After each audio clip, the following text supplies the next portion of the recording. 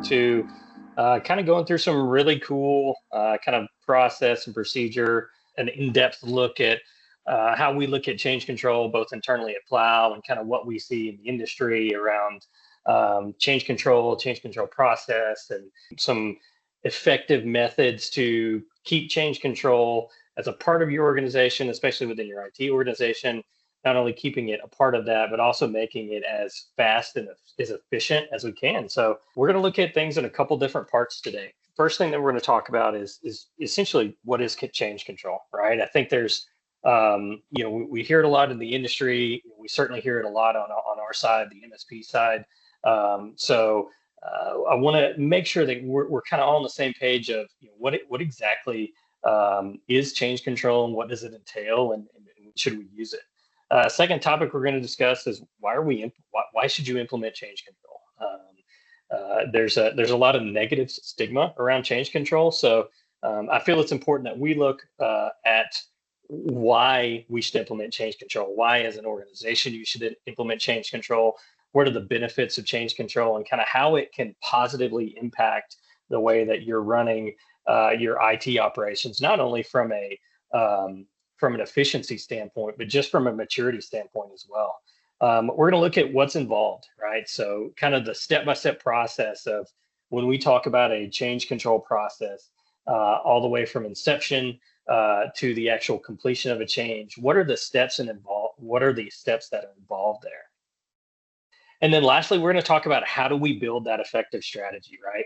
Now that we know what change control is, why we need to implement it, what that process looks like, we're going to jump into, okay, how do we do that? How do we make it so that change control isn't this giant kind of scary monster that everybody looks at as a roadblock or just added complexity? And then we'll have some time for questions. Let's jump in. So, all right, what is change control? So change control is the process that management uses to identify, document, and authorize changes to an IT environment. It minimizes the likelihood of disruption, unauthorized alterations, and errors. So, when we look at change control kind of holistically, right, and we say, okay, what is change control? What's its purpose? What is it designed for? What are we trying to get out of it? We look at the last three things there in that little tidbit. We want to reduce the likelihood of disruptions. We want to reduce unauthorized alterations, configuration changes, any kind of change to the network architecture infrastructure, and we want to reduce errors. So we want to identify those changes, we want to document those changes, and we want to make sure those changes are getting properly authorized in the IT environment. So we're going to talk about three types of changes. Here at Plow, we kind of categorize things into three different change types. Now, depending on the area of business that you operate in, your business vertical, these may differ. But we feel that kind of the three types that we have outlined and that we use and practice on a daily basis really kind of encompasses 99% of the changes that you're going to face on a day-to-day basis. The first type of change that we talk about is a standard change. This is a change that addresses a specific configuration or system, but is not related to a production impacting issue or problem. So a good example of this is, let's say, hey, I'm implementing a new firewall policy for a new piece of equipment or a new platform that we are pushing out to the business. So obviously that is a change that isn't designed to address something that's broken, right? Or some kind of issue that's impacting production. That is a new change. That is a new piece of implementation that is not designed to fix something. That's going to be what we consider a standard change. Any kind of deviation or change to a configuration that doesn't address a specific issue or problem. So the second type of change that we talk about is going to be an emergency change. So an emergency change, the easiest way to think about this, exactly the opposite of a standard change, right? So an emergency change is going to be a change to a specific configuration or system that addresses a production impacting issue or problem and requires immediate remediation. So good example of this is, let's say we've got a routing change that needs to be made due to a upstream carrier change that is now impacting one of our facilities, right? So let's say the carrier's made an upstream change, or let's say a partner has made an upstream routing change that we now need to make an emergency change on our end to remediate an issue. That's what we're going to consider an emergency change. So the third change that we're going to talk about is one that could live within both the standard or emergency change area. However, we like to categorize it differently because these changes are typically very complex and require a high level of oversight. And those are going to be architectural changes. So anytime that we're making a change to backbone infrastructure that affects company-wide business operations. So let's say it affects multiple locations. Let's say you have a medical facility that has remote doctor's offices. So if we're making a change that's going to affect that remote facility, or I'm sorry, that hospital and all of its remote facilities, those are going to be architectural changes. These are changes, think of these as changes to backbone infrastructure. So core routing infrastructure, core firewall infrastructure, maybe core switching infrastructure. So anytime we're changing something that is going to affect a critical backbone system, or what we consider a life support system, we're going to consider those architectural changes. We like to categorize on their own, again, because they often require a very high level of oversight, and most of the time they are fairly complex. So what do we talk about when we talk about a high level of oversight? A high level of oversight could mean two different things. One, it could be a high level of oversight from a technical perspective. So, hey, I need a senior engineer, or I need a senior subject matter expert who is going to look at this change and make sure that we have a proper impact analysis. We'll get into that later. It's got the proper vetting of, are there any issues that we need to be aware of? That's what we talk about when we talk about a high level of oversight. It could also be a high level of oversight from a leadership perspective or a business operations perspective. Let's say there's a change that needs to be made that is it is going to affect a very critical business application. We may need to get senior leadership involved, or we may need to get, if there's a board of directors, we may need to get a very high level of approval outside of our normal process for those architectural type changes. Okay, so let's jump into why implement change control. There's a myriad of reasons. We typically use 6 examples of why we internally at Plow utilize change control, why we've implemented change control. The first and arguably one of the most important is going to be to ensure change accuracy. I can't tell you how many times we've seen just through what comes through Plow and interaction with clients where a simple change through virtue of the new configuration being entered incorrectly, or new configuration being maybe there was a digit off, or maybe there was a snippet in a line of code that should not have been there. It is very easily and very quickly, you can turn a small, simple change into a very complex recovery effort. We've seen this time and time again, how, with a lack of change control, changes can be pushed through without proper vetting. And a lot of times it's something very simple that could have been avoided. Hey, you had a line in this command that doesn't need to be there. I think back to one of the most egregious errors that I had early in my career. I know you guys are probably all familiar with Cisco switching. Obviously, if I'm talking about layer 2 and I want to add a VLAN into an allowed VLAN set on, let's say, an interface, if I type my command of ipconfig VLAN, and I say, let's say I want to add VLAN 100 to an existing interface.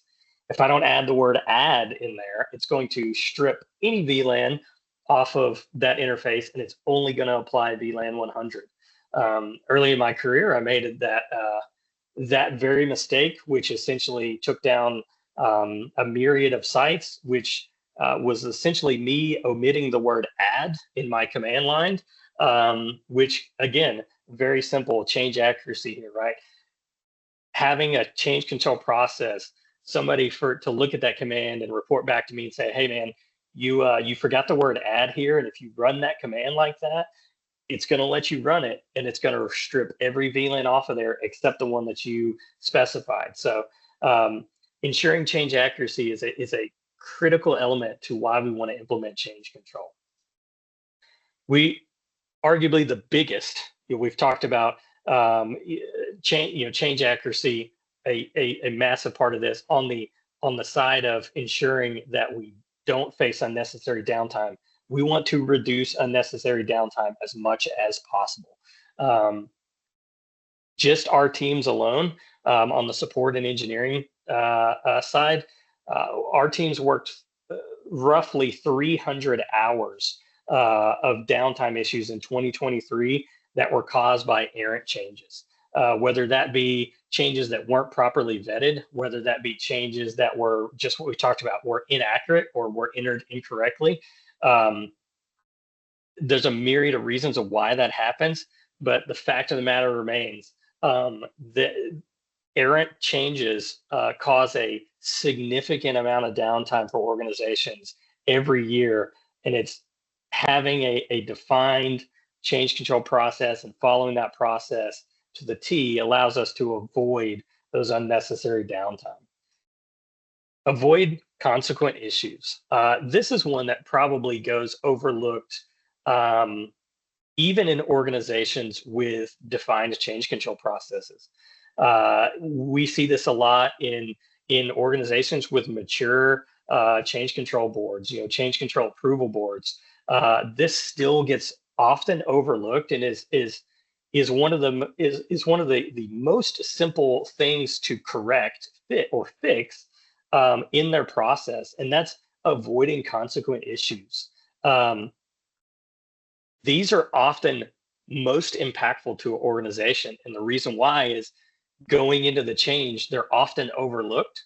So trying to identify an errant issue can be very difficult to identify. It can be very difficult to correlate to a specific change. So these consequent issues, a good example of this is, let's say I'm making a routing change and I say, okay, this routing change or this firewall change should only affect this location and this subset of users on this switch. Well, let's say something was put into place a year ago by another team outside of IT that is now relying on this connection that we are now going to make a change on. Us making a change over here could theoretically break this new implementation, which we don't know about, right? We don't know that it exists. So we make our change on our end, right? We make our change. This system over here breaks. It's noticed, let's say 2 days later. Now we're chasing a ghost, right? Now we've got engineers and support teams involved in figuring out this issue over here with this particular platform that was caused by this change over here. But because there wasn't proper due diligence done on the front end, now we don't know. We don't know that this change over here has caused this issue over here. It seems almost outlandish, but we see it again, time and time again, where consequent issues result of errant changes, changes that weren't properly vetted, changes that didn't go through change control. All right, our last three, proper documentation. So the average mid-size organization, that's about 50 to 2,500 users. The average mid-size IT organization makes about 20 to 35 network changes per year. That sounds like a lot. And I know some of you are probably thinking, there's no way that's right. I assure you, through what we can see on our support reporting, the average organization pushes 20 to 35 changes a year. Now, those changes could be as simple as maybe they're adding a route, maybe they're adding a firewall rule, maybe they're changing an existing firewall rule, maybe they're bringing up an interface, maybe they're spinning down an interface. The scope of those can wildly vary.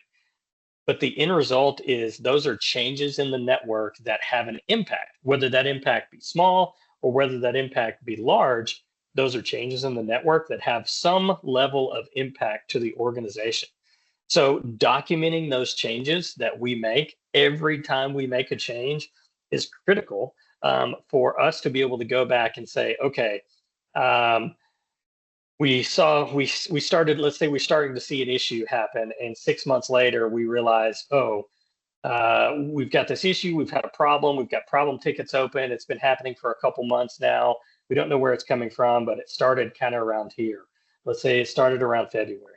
We can go back to February if we're properly documenting this, and we can say, okay, what changes were made in February that could have possibly caused an issue that we're facing now.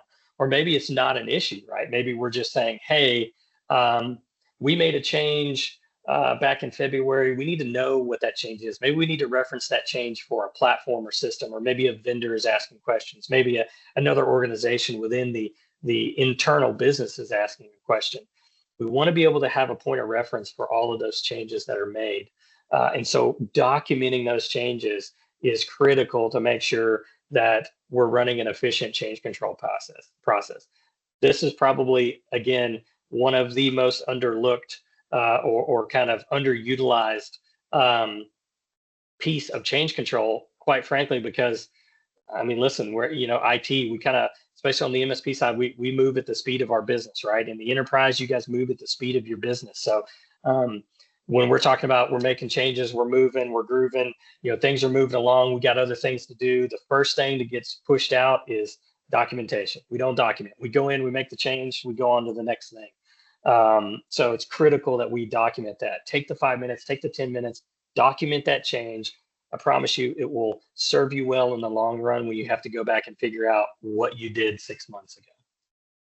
Next is going to be in ensuring our security posture.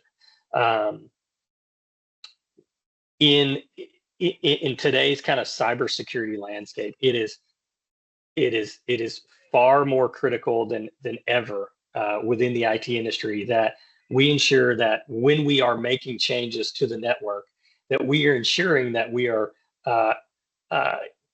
keeping the integrity of our security posture intact. We internally to Plow, one of the big things that we have shifted towards over the last couple of years is, as part of our change control procedures, we're including basically a security posture validation verification check, which essentially says, hey, the change that we're wanting to implement, does this have any negative impact on the security posture? Again, I can't tell you how many times we see clients need changes made, request changes be made, and we look at them and say, hey, by creating this, by making this change, you're actually opening up a hole for external attackers, or maybe you're opening up a hole between two networks that were previously segmented at a layer 2. So those are the type of things that we're looking for in change control. Is we're wanting to ensure that when we're making changes, we're not affecting negatively the posture, the security posture of the overall business, so that we're not putting the business at an unnecessary risk. Last one, we want to provide transparency. So having a mature and implemented change control process allows us to be transparent, not only with the internal IT organizations, but allows us to be transparent with all of the other organizations that depend on our services. So we want to make sure that those organizations, maybe it's accounting, maybe it's human resources, maybe it's some kind of production department, maybe it's marketing. We want to make sure they're aware of those changes. Now, that's not to say that all of those folks need to be involved in the change control process. However, kind of everything that we've talked up to this point, making sure we're documenting correctly, it goes to ensuring that we can keep all parties or critical stakeholders informed of what's going on, any upcoming changes, and any changes that we've processed thus far. All right, we'll jump in here. What is involved? So, we talked a little bit about what is involved in the change control process. First thing that we're talking about when we talk about what's involved in the change control process is the change request itself. So what we're actually doing, what the change entails, what we're requesting, what systems we're making those changes on, all of the detail around the change is going to be considered that change request. The next part or the next step in this process is going to be the evaluation or peer review. The most critical piece of any change control is having a defined, documented evaluation and peer review process. So when we look at things holistically, we look at a change control process, if we're going to focus anywhere to put more emphasis on ensuring that we meet the needs of the business through what the change is designed to do, that's through that evaluation and peer review process. We'll walk through what that entails. We'll walk through some detail on that here later. Next part of this is going to be authorization or approval. That's the authorization or approval of the change. We've submitted the change. We've given all the detail of the change. Now we want to get the approval to make the change, and that comes through the subject matter expert, the any leadership that's involved, maybe a peer within your organization that's going to actually approve that. Next step is going to be scheduling and notification. I say both scheduling and notification because this is really a two-part step. The first part is going to be scheduling, notifying the client, notifying your internal resources, for enterprise organizations, notifying departments, leadership, affected users of what you're doing. Hey, we're making this change. We're making it on this date, and we're making it for this reasons. And then that rolls right into the next, right? Is scheduling that change. Hey, we're making this change and we're going to make it on this date. It's going to be made Tuesday, August 4th, 2024. Scheduling that change allows us, again, if we go back, allows us to be transparent with our own internal organizations so that they understand exactly what's going on, exactly what to expect, and how that change is going to be implemented. Next one is not always applicable. I completely get that we don't always have the luxury of having some test environment over here that we can run changes on to test. However, we have this as part of our change control because if we do have the ability to test, we want to test those changes prior to rolling them out into production. Again, realize it's not always a possibility, but something that we want to attack and say, okay, is this change something we can test prior to rolling to production? Last is going to be second to last is going to be deployment. So that's the actual deployment of the change. Pretty self-explanatory, right? Process of actually updating the configuration, making the configuration changes on the system, on the equipment, and deploying that change out into production. And the last is going to be communication and closure. So communication and closure really entails two things. One, it's the verification of the change and closing the change window, right? And then two, it's communicating to all critical stakeholders what that change is completed, if it was rolled back, etc. All right, first things first, what are the pieces, right? So, when we talk about the pieces of the process, right? Now we're going to really get into the nitty-gritty detail of what those entail. When we talk about a change request internally at Plow, we've got several metrics that we use and include as part of every single change request that pushes through our organization. The first of those is going to be a unique identifier. If you're taking notes, if you're writing stuff down, these would be a good set of if you're looking for a place, hey, I just really need a place to start, right? I don't know where to start with change control. What does it entail? What do I need to include? Like, how do I get this started? This would be a good little tidbit. Again, this is recorded. Feel free to go back and listen to it. This is a good little tidbit of a place to start when you're talking about how do I implement change control in my organization. For every change request, we're going to have that unique identifier. So that unique identifier is something that we have cataloged in our systems, is the reference point for the individual change Usually for us, it's a ticket number appended by a small change number um, that we can go back and reference at any point to see exactly the change that was made. Um, Two is going to be the change type. We talked about the change type very early in the webinar, right? Is it a standard change? Is it emergency change? Is it an architectural change? It's as simple as that, right? What's the change type so that we can say, hey, I want to see all the emergency changes. Maybe let's look at all the emergency changes. I want to be able to tell what type of change that was if I need to go back and reference it. Third is, in arguably the most critical piece of this, is the description of the change. So some organizations are going to differ in the amount of information that they're putting in this. For an MSP like us, we're going to put the client, right? Who's the client? Who's the client contact? Who's the contact for maybe the night of the change? What system the change is on? Maybe any reference notes from that specific client. For an enterprise organization, though, this is going to be where you're housing exactly what you're doing with the change. So let's say my description is going to be creating 2 new ACLs on core switch at Lexington location, adding these 3 lines of code.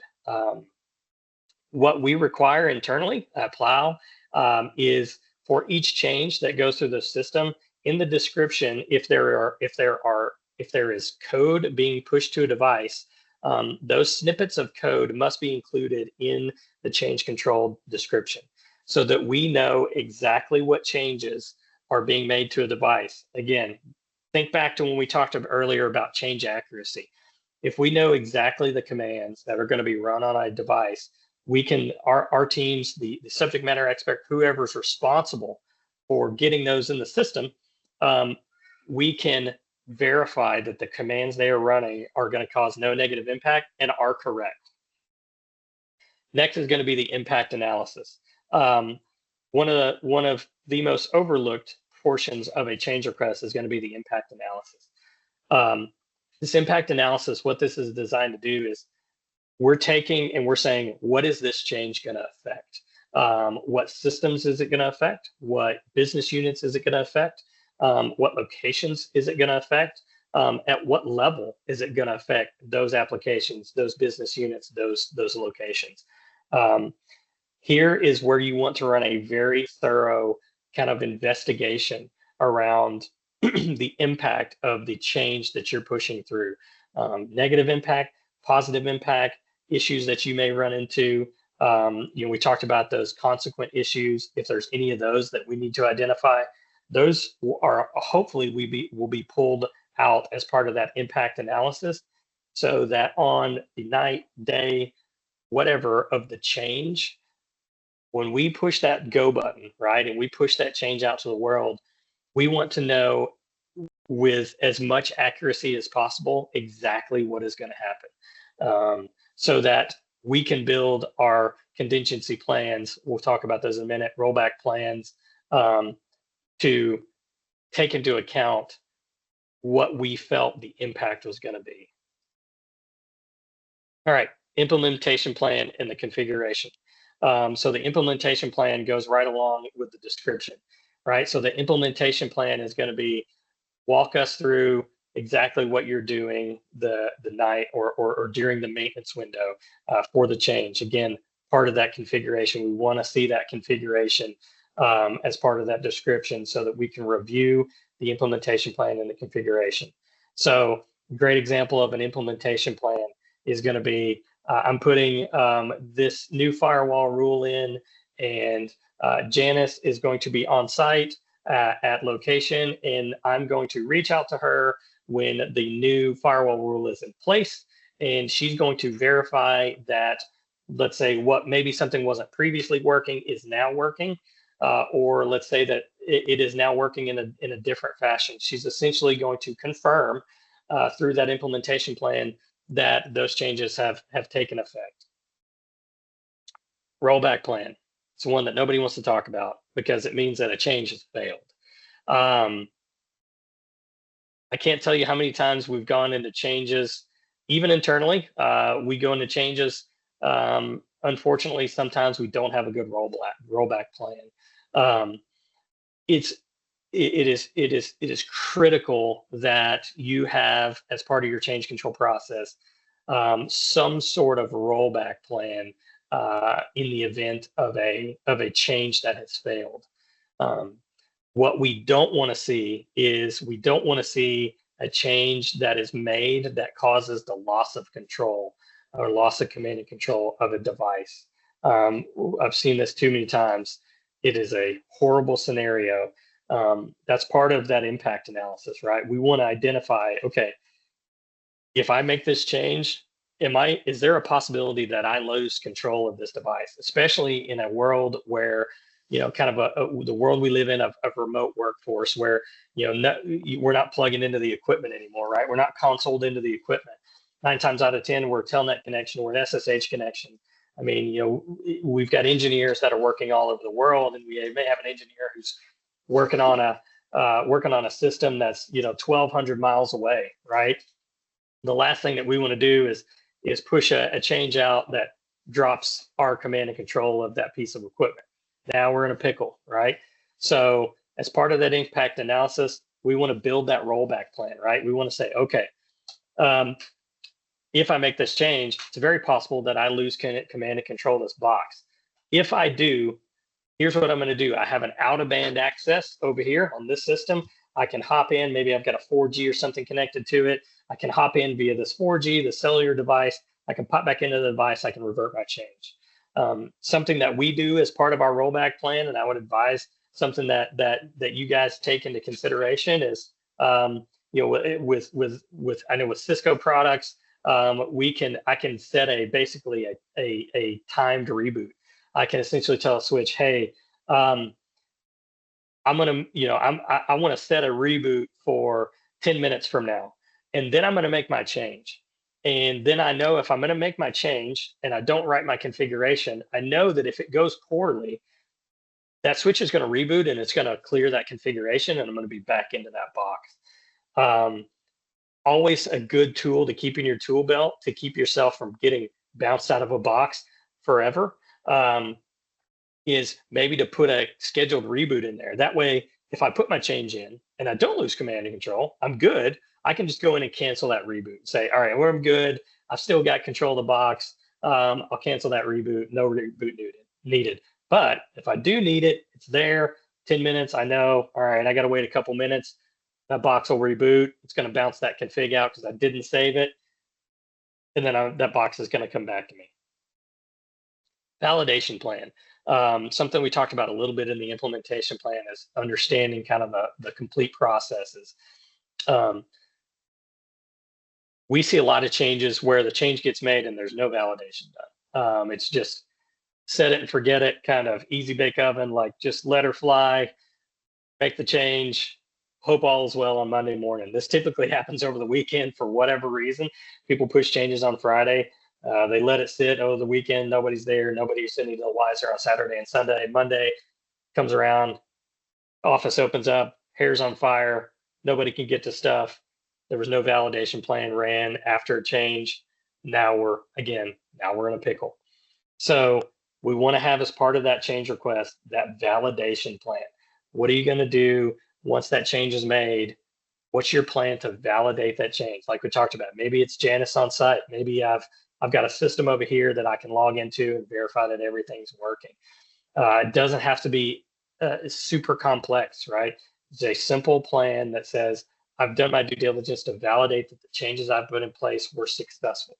That way I know that if I have a validation plan, I can check. If those changes weren't successful, I can proceed to my rollback plan, right?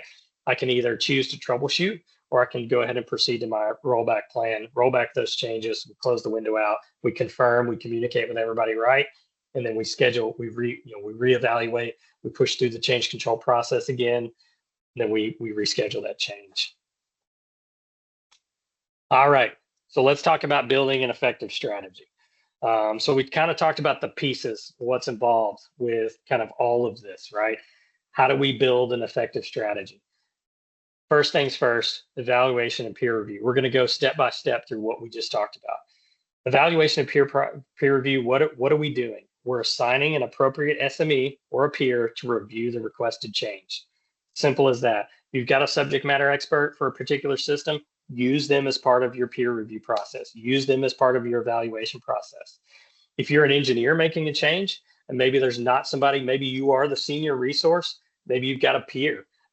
Use that peer to review your change. Listen, for our clients, we want you to use us as a peer, right? If you've got a change you're wanting to make, send it up to us. Let our engineers take a look at it. Let them put eyes on it. Let somebody put some additional eyes on it to make sure that change is going to be successful. What's the goal here? The goal is to ensure that the proposed changes meet the business goal while identifying any potential implementation and configuration errors, possible security concerns, or unidentified consequent issues. That's the goal in making sure we're evaluating accurately and consistently. Next step, authorization and approval. What are we doing? We're getting the SME and the peer just exactly what it sounds. We're getting the peer to approve the changes as submitted and provide feedback for correction or resubmission. The whole goal in providing that approval is it gives a responsible party, we call it our responsible engineer. It gives that responsible engineer, that responsible party, a point of reference to say, I reviewed this, I created the change, I had an SME or peer or another party review this, they approved the change, and then we move on. What's the goal, right? To provide a documented response to the change request, allowing the change process to proceed. That's the purpose of our approval. So scheduling and notification, back to building an effective strategy. Scheduling and notification. What are we doing, right? We're notifying any stakeholders of change approval. We're obtaining that change window to perform the work, and we're notifying any ancillary teams of the work being performed. Again, any teams that we know that are going to be affected by this, we want to make sure that they're aware of the changes we're making. We want to cut down on support tickets, right? If let's say human resources knows we're making a change to maybe a human resources platform. If they know that, then they know that if they experience issues maybe the next day or maybe that next business day where they come in, they're logging into that system, they know that, okay, I know there was a change made. I probably need to go ahead and let IT know that I'm having issues, and here are the issues that I'm having. It cuts down on the support burden and just allows us to be a lot more, again, transparent in what we're doing within the change organization. What's our goal, right? We want to ensure that all parties who will or may be affected by the change are notified in a timely manner. Gosh, I can't tell you how many times we deal with organizations where changes have not been communicated effectively through the organization. Critical stakeholders who are impacted by a change are not notified. We want to make sure those parties are notified, right? We want to understand how those systems are going to be affected, how access will be affected, and we want to make sure that they understand how that's going to be affected during the change and after the change. Sometimes we see where changes are made and there's a change to kind of general functionality that is known, is expected after a change, but it wasn't communicated to the organization. So maybe the organization or business unit thinks we got an issue, right? Like there's something that's not working. Well, no, it turns out we actually made a change that was going to impact that. Maybe, hey, we're migrating to a new system. Yeah, that system's down now because we made a change over here that we're pointing you to a new system. So we want to make sure that through that scheduling and notification process, all of our parties are aware and we're assuring they know exactly what systems are going to be affected. Again, testing. What are we doing? We're going to test any proposed changes, either in a non-production environment or a group of test users. Pretty simple here, guys, right? We want to test if at all possible. What's the goal, right? We want to verify the absence or presence of issues as a result of a proposed change. So if at all possible, we want to test where we can test. So deployment config, the config push. We're pushing the final confirmed changes or configuration to the production systems. What's our goal? Pretty simple here, right? Implement changes as planned and approved. I want to stop here for just a second. In your change control process, if there's one piece that you're going to be kind of militant in the way that you ensure the process is followed, It is ensuring that your resources, or maybe it's yourself, maybe it's just being self-aware of, if I run a change through the change control, it needs to be implemented as planned and approved. Far too often we see where changes are made on the fly. Maybe we got to change. Maybe we did push something through change control, but maybe we're going to sneak this other change in here, right? Like, while we're in here, we're going to clean up this over here. Those never go well. They never go well. If you run something through change control, implement it as it was planned and as it was approved. It will save you in the long run, I promise you. Last part of this, right? We've made it through the journey here. Closure and communication. What are we doing? We want to send final communication to all critical stakeholders, right? We talked about the critical stakeholders. We want to send our final communication of the change completion, or if there was a rollback. I think some people are of the opinion that if I roll back, I don't need to communicate. I don't need to communicate anything. We'll just try it again another day. If you roll back, it's still important that you communicate that to all the critical stakeholders involved, so that they understand, hey, there's another change that we're going to be doing this again. We had to roll back. It didn't take. Maybe there's an expectation that functionality was going to be different. They're going to see that. They're not going to understand because this change was supposed to take effect. Even if we roll back, we want to make sure we're clearly communicating that. And then we want to close any ticket documentation. What's the goal, right? Provide clear communication regarding the status of a change and any noteworthy information. That includes the documentation of the exact changes that were made. We talked about it at the front end, right? Hey, I'm going to make these changes right here. Did we actually make those changes? Yes, here are the changes we actually made. All right, 5 tips for building an effective strategy. These will go a very, very long way. Number 1, you've got to hold stakeholders accountable, whether they be in the approval process, whether they be in the implementation process. For your change control process to be effective, you have to hold those members that are involved in it accountable. Make sure people are reviewing accurately. Make sure they're not just pencil whipping stuff. Make sure that when they are assigned a task within that change control process, hold those stakeholders accountable.